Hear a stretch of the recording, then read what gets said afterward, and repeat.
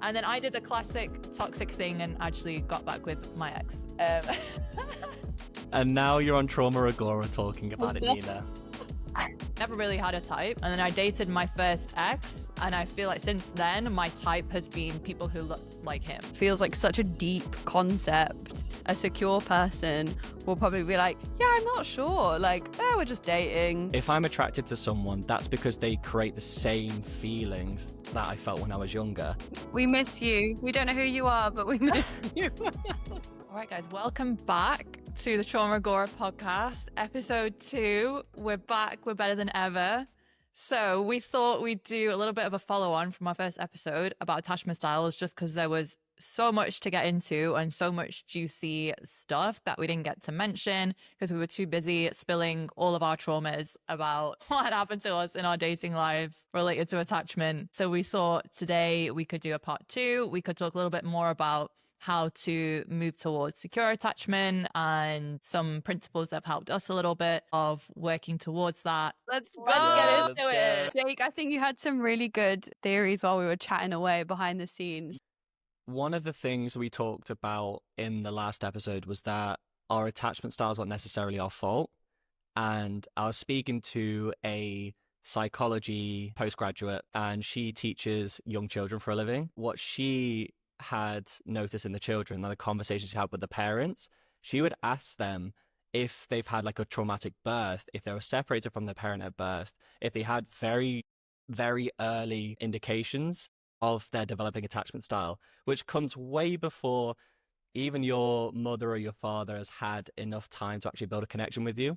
So I thought that was completely fascinating and is central to the point of this episode, which is having awareness that this isn't your fault. And then that creates the breathing room for you to start helping yourself do something about it. So there's no one really to blame what happened to you. Whereas it's very easy to either blame your partner for triggering you all the time. So don't they text me back? Why do they put their phone on air so they get space from me? And it's also very easy to blame yourself of like, why can't I just feel safe within myself? Why can't I just feel relaxed? Hey, this person's going off in their own life. Why can't I just accept that and live my own life? Why do I need to have that from them? But I thought that specific example just shows how key it is that we're all gonna be okay, and it isn't our fault. That's mental though, hey. Next time me and my partner have an argument, I'm going to say it's all his fault because I was born via C-section. I'm going to make sure that no, that's not true. That's supposed to be leverage. I don't know if this is relevant for me, but I was born with IVF. Oh, that's interesting. Which is kind of interesting. Lots of people don't know that about me. Yeah. That's a fun fact. That's a fun fact to know. Yeah. I was born with IVF. So I definitely feel like it's come up in other areas. I don't know if it affected my attachment style, but definitely because I was born with IVF, I was an only child. It was quite hard for my parents to conceive. So from literally a very young age, I always had a lot of pressure on me to be a certain way, to be perfect. And I think a lot of those relate to like attachment styles as well, especially becoming anxious and wanting to be sort of pleasing other people all the time when you're in relationships. Like I feel that was a focal point for me very early on. But yeah, that's a fun fact for me. Born via IVF. God. Yeah, I don't know. Yeah, what would your postgraduate friend have to say about that one, Jake? Is there a theory for IVF or is that just an anomaly? Well, it'd be an interesting study, let's say. Yeah. Whether it's out there or not, I'll have to check. That's mad. We're all learning things about each other. Do you have any early memories, Emily, of things that could have formed the attachment style that you had? I think, do you know what? I will say siblings does play a part into this conversation actually, because yeah, Nina, you mentioned you're an only child there. We know Jake is one of the 5,000. Yeah. Yeah, one of not quite 5,000, but yeah, one of many. Whereas I've got one sibling, and I'm the eldest of the two of us.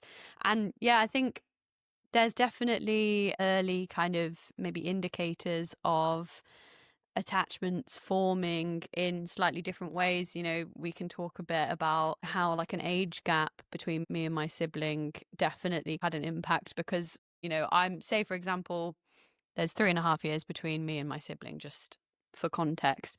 You know, I'm a kind of toddler or getting ready to, you know, go forth and go to reception into school, but my sister still needs that constant attention, and there's that complete reliance on our parents to get us through, today very basic stuff. And I can imagine, 3.5-year-old me was quite resentful towards all of that. I remember my mum actually saying to me that I was a bit sassy about the arrival of my siblings. It makes sense as to why maybe I took that a bit personally. If she's getting more attention, and I couldn't really process as to why. Maybe that's some encouragement for the parents listening, to have those conversations nice and early on and explain, you're just as loved and as important, and but this, you're a grown up and you can handle it because you're 3.5, and you can go and give yourself a little drink or go to the toilet by yourself now, so you don't need us to monitor every single movement. That might provide a little bit of security for that person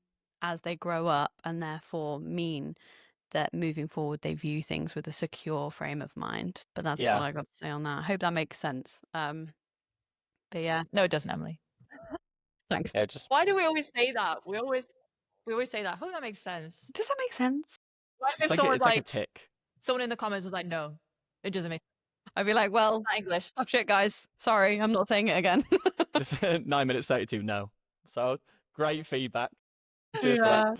But no, it's for me, it segues perfectly into are you drawn towards love, or are you drawn to what you're familiar to? Because you're explaining, Emily, like how the familiarity of how you were treated when you were younger, which isn't necessarily your fault. And again, we know that how your primary caregivers show up for you is the determining factor of how you develop your attachment. It's a bit I think it's Sigmund Freud, isn't it? Well, you're attracted to your God, mother or stuff like episode that. 2 and Freud's already been brought up. Love Freud's that. already out, baby. Shout out to Freud. Yeah, R.I.P. Freud. But going into like how you look for things in relationships reflects how you were treated when you were younger. And I have a couple quotes which might help bolster the episode. Go for Yeah. it. What does he do? The first one's from Donald Winnicott and is the catastrophe you fear has already happened. You've just forgotten it. And then secondly, from Alain de Botton, who is a very big speaker in the space. We're not necessarily looking for happiness in relationships, but for familiarity. We are trying to have a happy ending to an old story. And all Yeah. that says is if I'm attracted to someone, that's because they create the same feelings that I felt when I was younger. And if you're an insecure attachment, then you're attracted to familiarity, which is the insecurity feelings, which creates a huge spike in your central nervous system, which you might interpret as, oh, I've got butterflies for this person. Or it could be your nervous system saying, hey, you're in danger. Get out. Yeah. But we misinterpret that in terms of having like, you're trying to find a happy ending to an old story and the catastrophe fear has already happened. These things of building your attachment wound is way older than your partner is. But then you try to end the story that was created before you met them. And having that separation between your attachment wound is older than they are, they didn't create it and they can't fix it. That kind of empowers me and makes me feel very calm because I realize that, hey, it's not about having them fix my old attachment wound. It's about me solving my own attachment wound. And they didn't create it either. So it removes some of the blame away from it and sort of reshaped it to, oh, I'm just looking for safety. And how did I learn to be safe? It was sheltering my emotions from vulnerability, or it was having someone else's approval who I admire, which could be like your mum or your dad. Like if your dad was emotionally unavailable, then you're going to have less emotional expression because that's how you feel safer. Or if your mum was only happy with you if you did the dishes and went after the certain career and I don't know, got 100% in your exams, these conditions on your love will then reflect on how you perceive a future relationship because you're thinking, if I'm funny, if I'm entertaining, if I have something interesting to say, that means that you love me. And I was definitely stuck in that spiral all of the time where I'd have conversations with my past partner and I just dissociate, not because anything was wrong, but I ran out of something to say. And I unconsciously saw that as you can't earn your love anymore from that person. Therefore, my nervous system starts wiring and I shut down. So what, you just to ask, were you kind of like trying to fill the silence almost, like rather than like running out of things, like, and being like, oh, what are we having for dinner? Or, just like constantly being that entertainment source. Is that what you mean? Yeah, that's Oh my exactly God, it. Wow. I do that as well. We were on holiday in Greece and we were overlooking the Acropolis. And I remember specifically just completely dissociating out. Like my entire nervous system flared up. I couldn't think, I couldn't speak, and I just stared at them. And it's like it wasn't their fault. It was just I can't think of anything to say, and I can't just enjoy a moment of silence Wow. because of how my attachment style was manifesting. And that could go all the way back to I'll have to ask my mom if I had a traumatic birth, but also how it was like, if you did a certain thing, then you will be loved. And then I must have misinterpreted that through my unconscious wiring to, if I made you laugh, then I am loved. And if I can't make you laugh because I can't think of a funny joke, then leads to people pleasing as well, doesn't it?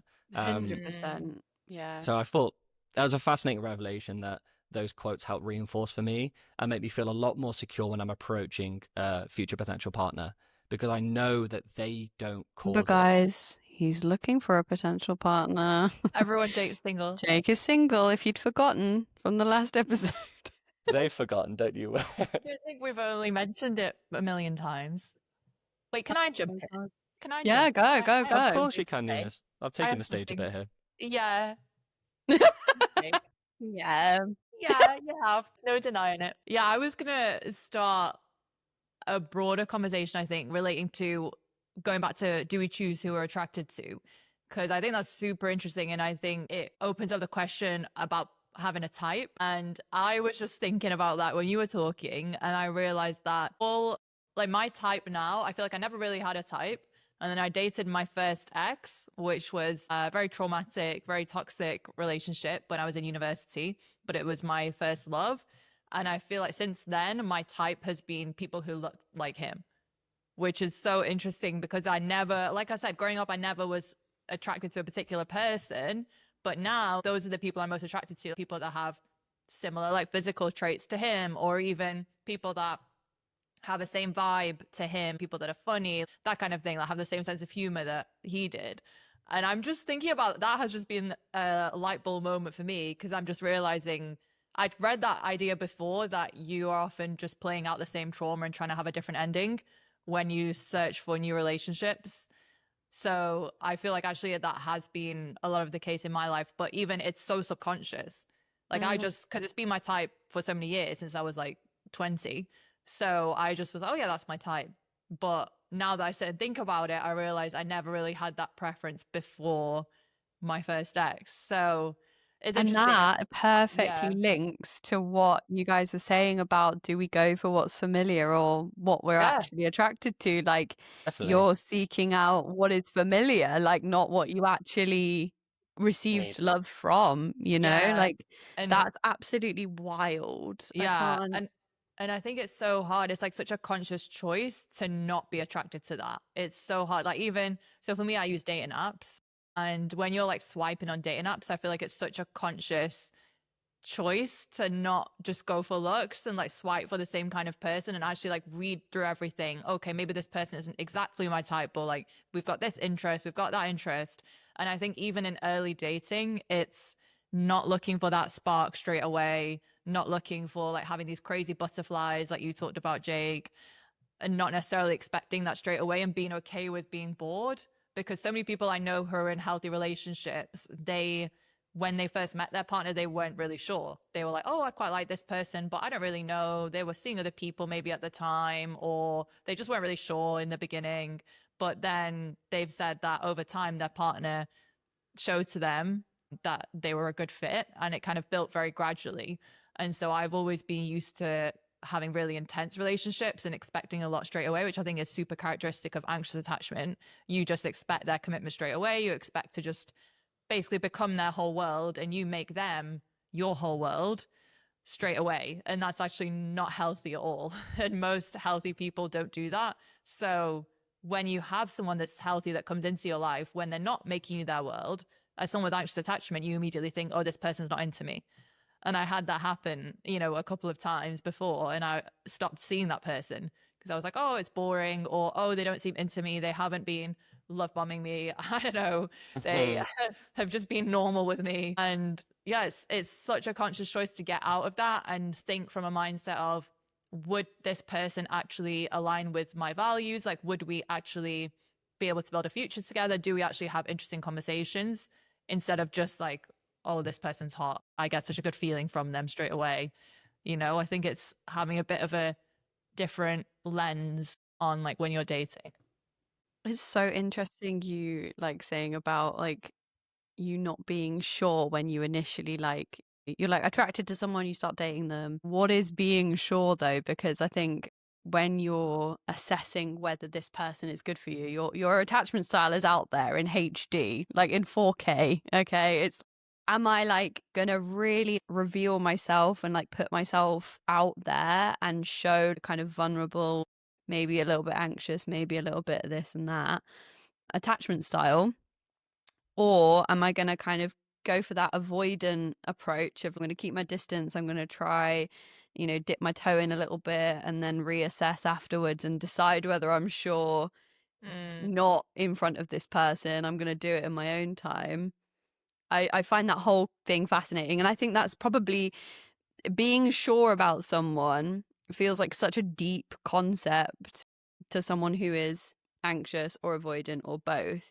A secure person will probably be like, yeah, I'm not sure, like, oh, we're just dating, like we'll just see how it goes, it is what it is, if it falls apart, like obviously that's sad, but like there's a way to bounce back from it. Whereas if you've got any one of the other three kind of variations, being unsure is like the worst possible state of mind to be in. I mean, like I say, it's been a little while since I've been on the dating scene, but I remember that pure, like, to use your phrase, Jake, like nervous system response that like, your heart is physically in it as well as your head. And yeah, it's not a pleasant place to be. So yeah, to kind of recognize like how intense those feelings are when you're dating someone, it's about it feels existential. Like it feels so much bigger than just I'm going on a date, I'm just going on a first date, and it's not that deep. I just think that's such a like key point from what you were saying there, because it's major, it's absolutely major for probably no real reason other than your attachment style.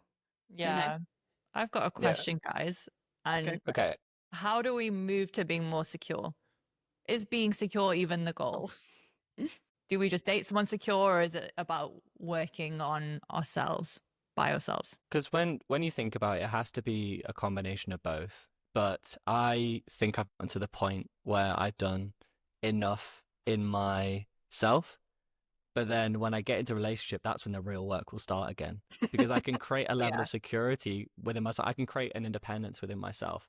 But as soon as I get with someone that I like, because obviously I won't choose them if I don't like them, then it's like, oh, great, now we're going to start this over again. But yeah, I'd say it's definitely a combination of the two. And also from the research I've done, you never really eliminate your attachment wound from coming up. You just kind of learn how to deal with it better, in the sense of it feels more like a wave than a flood.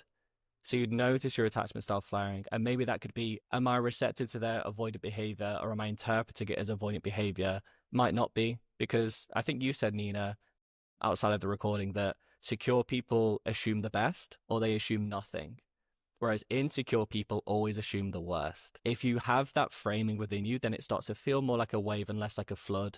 You do that more and more over time. You build evidence that, oh, okay, maybe they generally were just busy and they weren't thinking about ways to leave me. The more you build out, or if they do leave you, it's sort of like, oh, okay, I recognize that maybe my nervous system was right in that case, because you become super receptive if you're anxious to like different tones in behavior.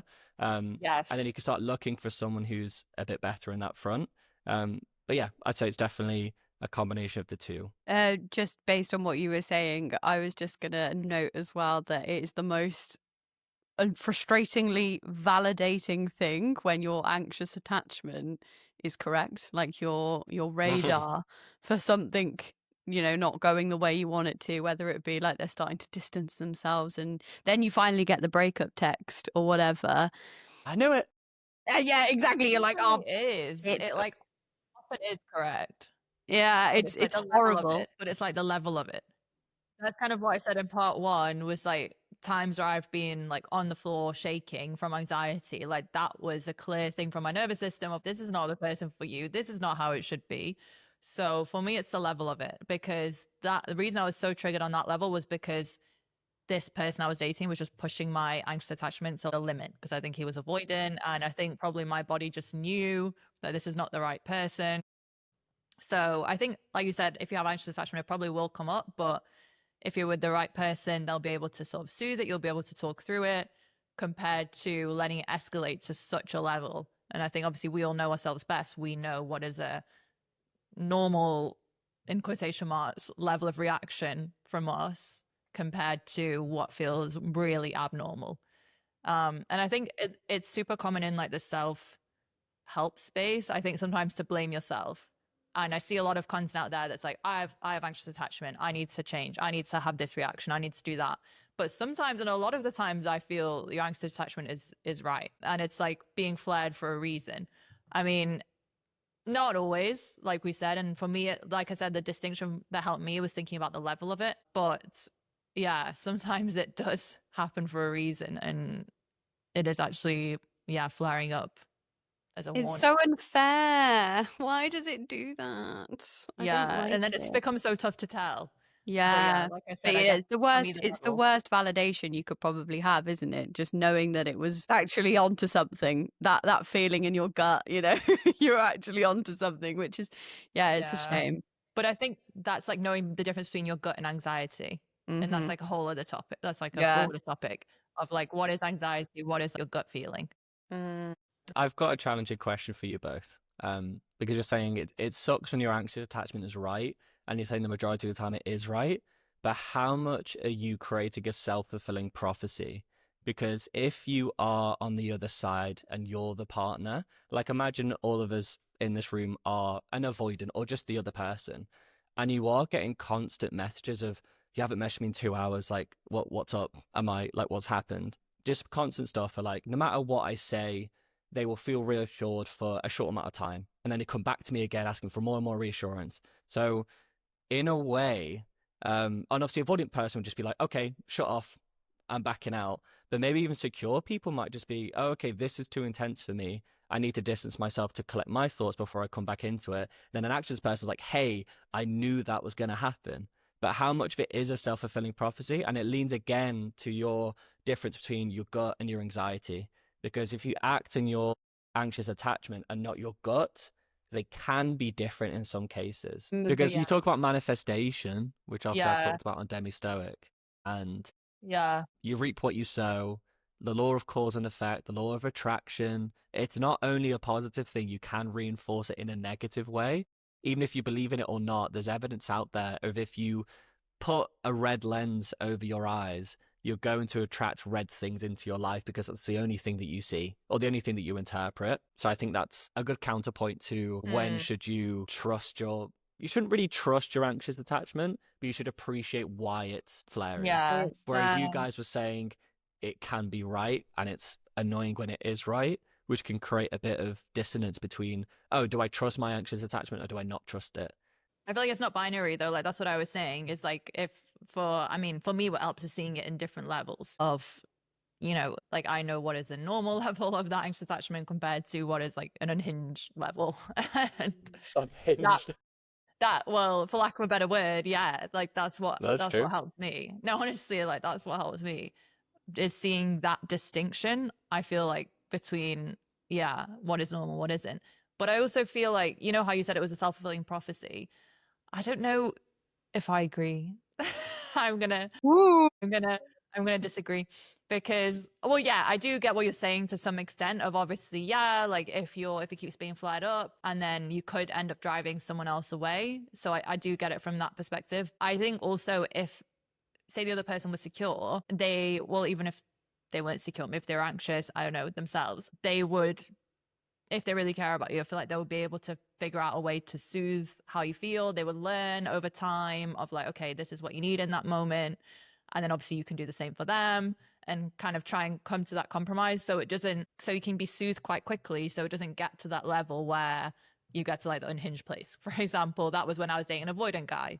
And you mentioned like even a secure person might have enough, but I feel like a secure person would communicate that. That's the difference Hmm.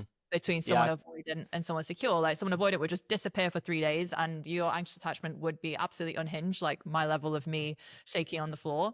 But a secure person would just be like, look, this was a lot. Like, do you mind if we take a bit of space for a few hours? And that might be tough, but it's way better than what the avoidant person would do for us and for our nervous systems. So might still be a little bit triggered, but again, might be a more manageable level compared to if we were with an avoidant person. I don't know what you think, Emily, because I've just been yapping for this whole episode. No, you're all good. I'm a big believer that self-fulfilling prophecy can be the worst thing for you. If you fully cement an idea in your head, it can be a brilliant driver, but it can also just completely crumble the foundations of kind of who you are, which is big either way. I, unfortunately, with the attachment that I've got, so reminder, I have a bit of a combination attachment style. I think I've got a bit of anxious and avoidant, or it's a disorganized attachment style. For myself, I do a lot of thinking around how to best move forward in any given situation, and I've done lots of therapy, and a lot of the time I'm kind of wrestling with, okay, how would an anxious person or a sort of an avoidant person deal with this thing? Oh, wait, now I'm disorganized. Oh God, now like I've got so many more factors to consider, etc., etc. I spend a lot of time debriefing that in my own head. It's almost to my own detriment. So I think the biggest thing for me is try and break that down, because otherwise it will become a self-fulfilling prophecy. You will lead yourself down the garden path. It's unfortunate, but it is very much how you would move towards a secure attachment style. It's very much how you would move towards being a secure person generally. So someone with kind of a balanced viewpoint, I think, needs to be someone who's, considered all the options, considered how an anxious person might receive this information or pass it on, considered the avoidant perspective, considered the disorganized, but actually not tortured themselves with that knowledge and that thought pattern, and actually move towards an action of like, okay, what would a secure person do in this situation? They'd probably consider it and they'd move on. They'd probably consider it and give that person some space if they needed it. They'd probably, I don't know, look to actively open the conversation to take a step back themselves, because maybe the other person isn't instigating what really is a necessary bit of space between them. So I think self-fulfilling prophecy is a really interesting like kind of subsection of this conversation, because it really drives, I think, a lot of people to overthink and maybe change course when they didn't need to in the first place. I think, like I say, I've spent a lot of time, and I think anxious attachment styles within people will drive this. So if you're an anxious attachment person listening, try your best, I think, to hear in on this. But I've spent a lot of time being that anxious person, being that rejection sensitive person, and thinking, oh God, like I've got this factor and I've got this factor and I've got the third factor, but I actually don't know how to juggle all three at the same time. So I'm going to just create a fourth factor, and I'm just going to put all of my attention into that, because it just means that I don't have to deal with what's right in front of me, and it leads people off course. So I would say, it's a really interesting one, but I would suggest try and put yourself in a secure attachment person's shoes and try and make the best course, whatever that might be, but paying attention to your well-being, your energy levels, what you can handle. Like, listen to yourself. There's no need for you to start creating new scenarios and trialing and testing things. That just is unfair to yourself. I think what I'd say is like communication is the main thing. And obviously it's 100%. the same in every relationship, but it's the way that you communicate it to your partner. Because I've communicated it wrong and there's a way to communicate which right. Obviously, before I had the knowledge of how my anxious attachment was firing, I thought it was just generalized anxiety, but it wasn't. There was a reason it was happening. I used to say that it makes me feel really sad that you don't text me more often, or it makes me feel really sad that you don't go out of your way and do something for me. That's a way of communicating that my anxious attachment is telling me for you to soothe me. And then if you soothe me, then that's not really solving the whole thing. It's just creating another scenario in the future where if you text me in a ratio that's less than every 6 hours, then I'm going to feel anxious. And then if they adapt to that, it's sort of reinforcing that. And then secondly, a good way to communicate it is, hey, this isn't personal to you. This is just my anxious attachment flaring. And this is what I feel like I need to soothe it.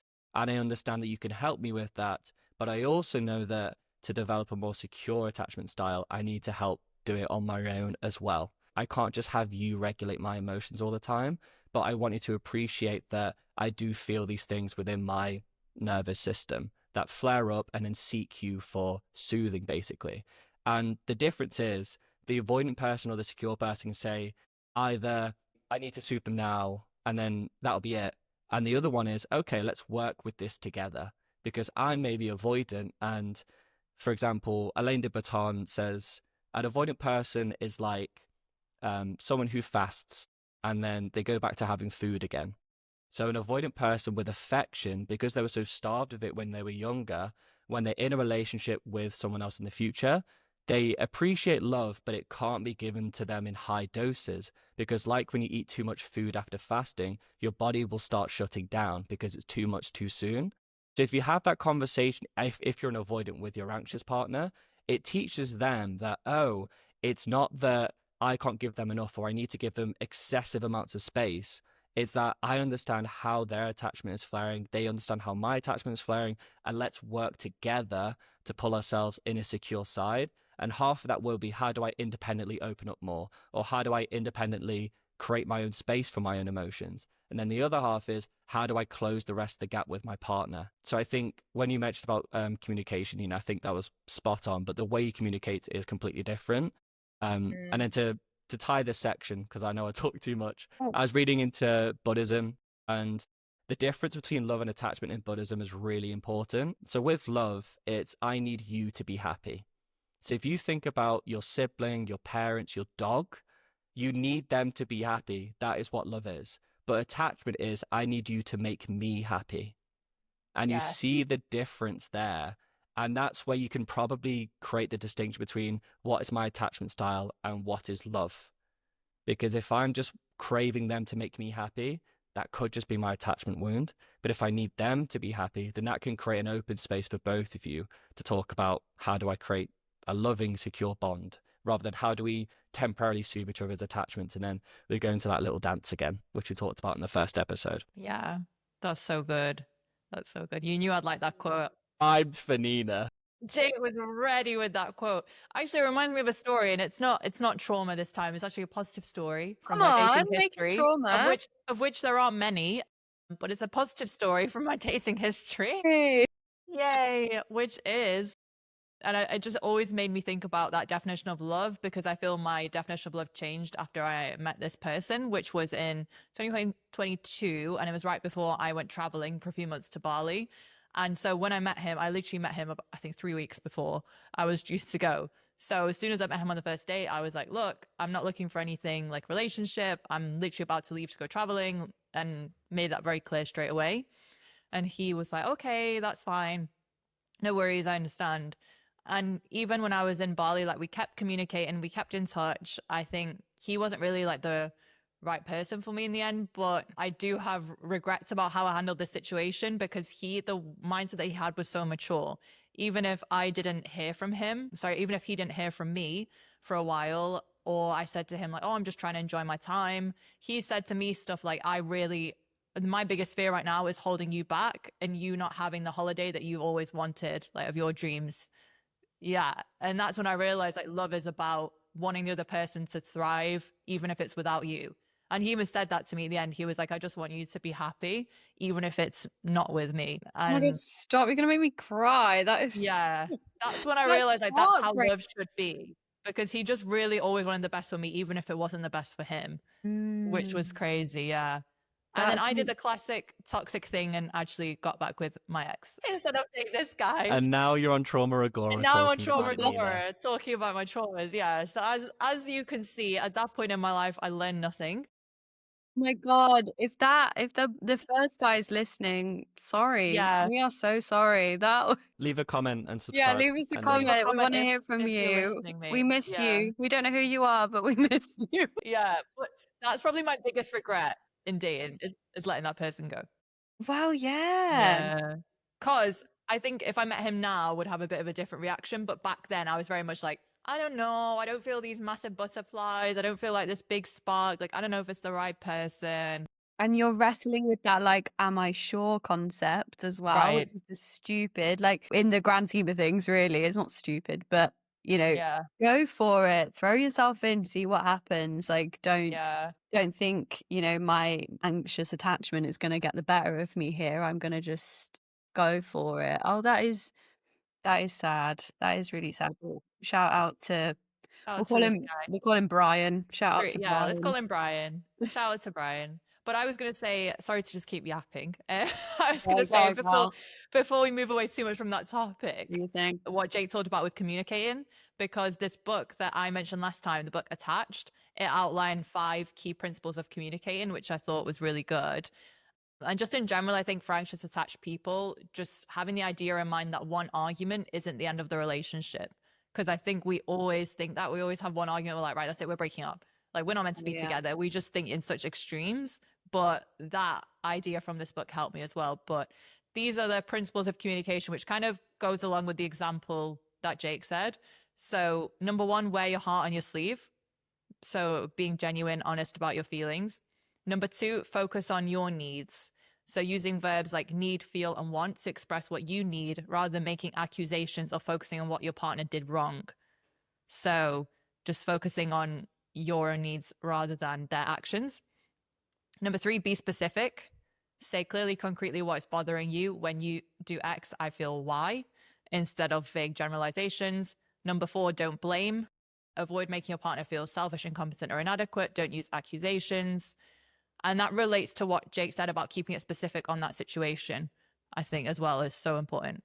And then number 5, be assertive and non-apologetic. Express your needs confidently. You don't need to apologize for having needs. So I thought we can put those principles maybe in the show notes or something like that. But I thought those 5 principles were pretty groundbreaking. And the biggest one for me was like about what you can do. It was kind of a bit of a game changer thinking about like how you can communicate better as someone with anxious attachment, because I think that as people with anxious attachment, we are insecurely attached as well, because we think we really care about this person compared to like an avoidant who's treating us badly, who's not communicating with us, that kind of thing. But as anxious attached people, we often actually don't communicate our needs well. So I think that's a really good. Jake shaking his head is sending me. Like, I genuinely didn't know what a need was. My partner, before we broke up, was like, "What do you need?" And I was like, "I don't know what to tell you. I don't understand what you're asking me." God, we all bring qualifications here. By the way, like this episode talking about partners and exes and whatever, please remember that attachment styles apply to everybody in your life, your mum, your dad, your friends, like whatever. You're going to have attachment styles that apply, or you're going to have an attachment style that applies to all of the types of relationships that you have. And also, I want to stress as well that in and amongst all of this, we're not labeling anxious attachment people as kind of the victim and then like avoidant types as like some sort of like villain, because it's very much basically it's all your parents' fault. Oh, the hospital's Shout out to fault. our parents if they're listening. Thanks for Shout traumatizing out us. to them. My Yeah. mum actually follows this, so stunner. Great. Conversations afterwards. Yeah, Christmas is going to gonna be be real, fun. real interesting. It's going to Yeah, how's be the podcast going, Emily? And it just daggers from your mum. yeah, it's yeah. So no, I wanted to just make those 2 distinctions as well, because I think we all come from kind of maybe one corner of the conversation in terms of experience, and I think it's important to highlight that. But yeah, we all bring some credentials to these conversations. It's hilarious. Like, Wow. yeah, I think just if we're to wrap things up, let's try and maybe go over some key takeaways, because I think we could all kind of break down the ex traumas all day. I think key takeaways for me are going to be, you can move towards a secure attachment. Your attachment style does not define exactly who you are. It is movable, it is flexible. But I think I would say for me personally, I'm always going to identify as, say, a disorganized attachment style, but I will have personality traits or I can action behaviors that mirror that of someone who is secure. And I think, to be honest, fake it till you make it. Like, if you're going to act as a secure attachment person, as much as you possibly can, draw out of yourself in these kind of triggering moments, then you'll end up in a really, positive situation where secure attachment behaviors become second nature to you, and you don't even realize that you started out as someone with a disorganized attachment style, and you'll actually feel a lot healthier and a lot better for it, I think. And that's not to say, of course, that people that don't move into a more secure space won't live a kind of satisfying and fulfilling life. But I think there's definitely, it's exhausting. It's exhausting having any one of those three kind of attachment styles that require extra energy and extra thought before anything you do in those friendships and relationships and communications that you have with, people in your life. So yeah, that's my kind of key takeaway. I'll throw it to Jake for a little summary. Yeah, I think my key takeaway is it's not your fault, and it isn't your avoidant partner's fault. Fault. No, it might not be their fault either, It because might be though. it might be like your dad is so absorbed in his career because he's trying to provide for his family, or your mum has her own anxiety because of things happening in her life. So again, and it can form again from when you were born, if you had a traumatic birth or a different circumstances when you were super young. I didn't mention it in the main body, but I think a concluding thought is both an anxious and an avoidant person have the same wound. They've just learned to deal with it differently. And I think that should be the core empathy of when you're having a conversation with an avoidant, or you're having a conversation with a secure person, that they just learned to adapt to it in a different way you did. And hope that creates enough space for you to open up your perspective to something else and heal your nervous system in a different way. But I say that's the key things for me. And your attachment wound is older than they are. Yes, we squeezed the quote in. Thank God. I don't think Jake said enough quotes today. No. No, that's fine. I'll let you go, Nina, and finish us off. Well, it's not really a takeaway as such, but it's a final thought, I'd say, about what helps in the moment when you feel triggered, when your anxious attachment's coming up. For me, what really helps, we touched on it a little bit, is that emotional regulation piece and just not reacting in the moment, whatever that looks like for you. And I think that's so hard as someone who has a insecure attachment style, because it feels almost it is biological. It feels almost like a force field that's compelling you to want to react in that moment. But I mean, for me, for example, if I'm texting someone and I feel triggered, I try and put my phone away for 10 minutes, which it sounds like such a small thing, but if you think when you're triggered, when you're like about to have an argument with someone, just think about how hard that is. It's really tough, but that's something that's helped me, just like putting the phone away, going to physically do something else in another room, breathing, self-regulating. That could be in the moment where you think, how would a secure person act right now? What are some other possible explanations for this? Say if your partner left you on red for 2 hours or something, and you come up with all these scenarios of, they must hate me, they don't want to be with me. But what are all the other possible things that could be true? And learning to be okay with the fact that, like we said, your partner can't always meet your needs. So sometimes, I mean, they can try and understand, but it's not always possible. So sometimes you do have to step away yourself and have that moment of emotional regulation. But yeah, that's my spiel. Gorgeous. We love a spiel on this podcast, don't we? We love just preaching to the choir, or preaching to you Baby. two. Preaching to the choir of the three of us. We're going to get one whole download and it's going to be from my mum, and then she's going to be horrified that we just spent an hour talking about, it's all your parents' fault, guys. It's your fault, Mum. Thanks so much. I guess that concludes episode 2. Pat on the back for you all. Well done. Congratulations. All right, that's it for today's chaos. Thanks for joining us in the Trauma Agora. If you can relate, make sure you hit follow, send it to your mate who really needs to hear it, and come and find us on socials for some extra nonsense. We'll be back in 2 weeks. Same vibes, new existential crisis. See you then.